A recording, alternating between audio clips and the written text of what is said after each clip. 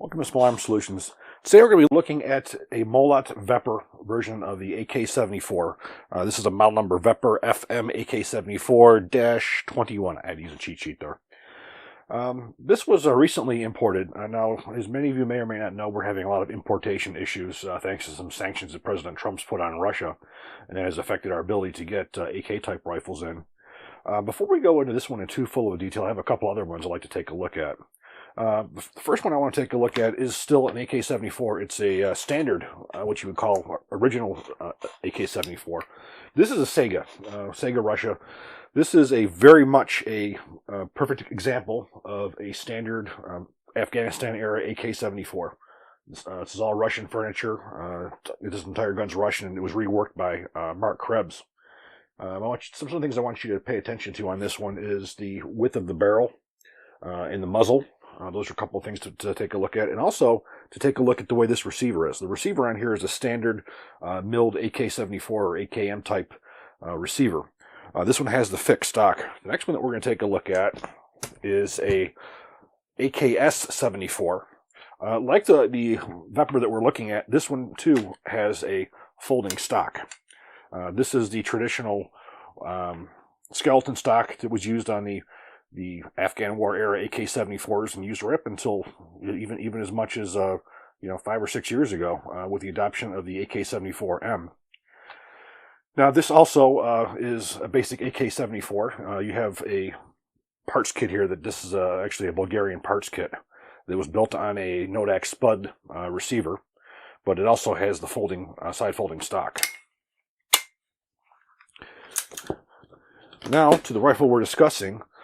This VEPR, these are relatively common right now. Not really common because they're Russian, but these have been made for quite some time.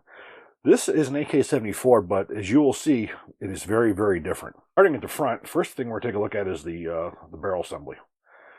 Basically what this rifle is a cut-down RPK-74. Looking at the receivers, the bottom, looking at the standard AKM, AKS-74. On top, you're looking at the VEPR. Notice the difference in this area right in here. Look how much more reinforced this VEPR is. This is consistent with a lower receiver of an RPK-74, which is designed as a sustained fire weapon. It's much stronger. Also, when you look at the barrels, you look at the difference in the thickness in between the AK-74S or AKS-74 and the VEPR. You can see this one is significantly thicker. That is also the barrel that is used on a RPK-74 for sustained fire. You do have a removable barrel nut on here where you could put some type of a muzzle device. And you do have a RPK type front sight. As you can see, the difference between the standard AK-74 type and this RPK style. The next thing we're going to look at is the handguards themselves. If you look at the bottom handguard, that handguard is designed for an RPK-74. You can see how it's much thicker. That's due to the extreme heat that's caused by the extended fully automatic fire. And the other thing is the front sight. Now looking on the right side here, you'll see this is a standard AK-74 type sight. It goes out to 1,000 meters, which is, that's pretty optimistic for the 5.45 round having 1,000 yards. But if you notice, this is adjustable for elevation only.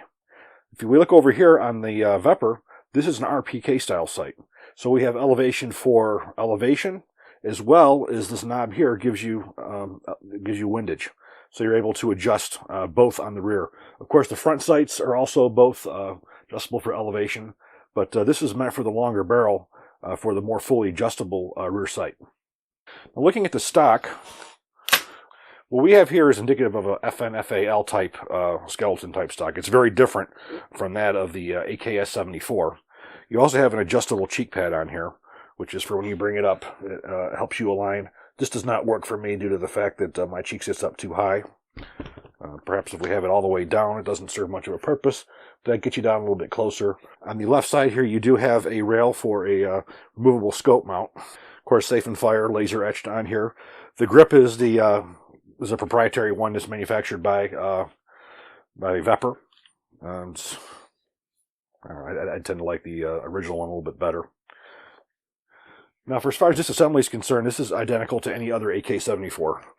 The magazine that I have in here is a East German magazine. So like typical, out.